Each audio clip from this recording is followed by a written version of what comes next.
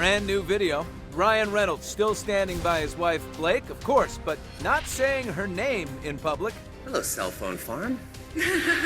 He's dodging a question at Time 100 about facing negative publicity. You cannot always control what the internet is saying about you, what the headlines are saying about you.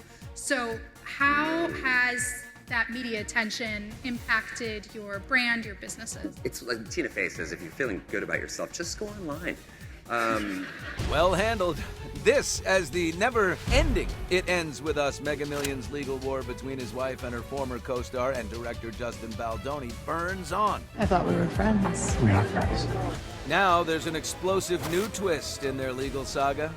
Justin filed a counter lawsuit against his former publicist, Stephanie Jones. Justin's lawyer, Bryan Freedman, claims that she maliciously leaked texts that led to Baldoni's legal battle with Blake. This comes after Stephanie filed a defamation lawsuit against Justin and his company, Wayfarer, alleging that she was legally obligated to turn the evidence over after being served with a civil subpoena by Blake's legal team. The claims are very strong. Jones's attorneys, Maaren, Shah, and Kristin Tahler, have also filed suit against two of Stephanie's former colleagues, claiming they colluded and schemed to steal clients from Stephanie's public relations company, revealed in texts. They said, we want to take her clients. They said there is a kill story dropping about Steph that was a piece in the Business Insider that we believe they conspired to put out there. They said, we're going to make lots of money together and be rich and happy. I guess the issue, the biggest one for me, the text messages, right, that first appeared in the New York Times December 22nd. Baldoni and his team cried collusion, right? You guys say that those texts were not leaked. They were subpoenaed, right, by Blake, yes? That's right, Billy. And our client, Stephanie Jones, has found herself in the middle of a lot of speculation in the media recently. She's here because there were real contractual breaches.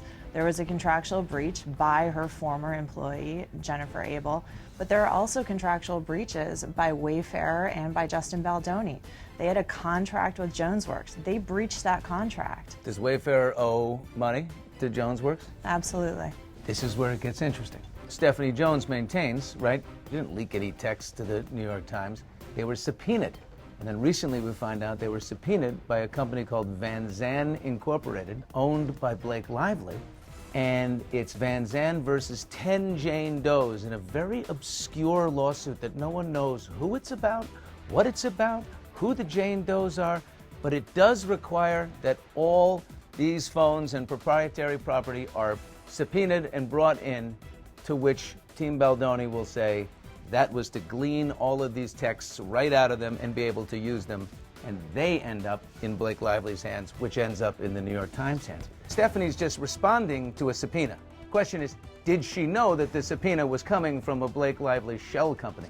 The Doe lawsuit is a common lawsuit. And is it an end around while it's legal? It's absolutely not an end around. It's a common practice that if somebody's defamed, if somebody's smeared, if something happens and they don't know who did it, then they can file a lawsuit. BillyBushIsTerrible.com. You don't know who did it. You want to find the person who has that website out there. You can file a Doe lawsuit where there is a plaintiff against Does to find that out. What do you expect to happen here? As we've said, we're moving forward with our legal claims.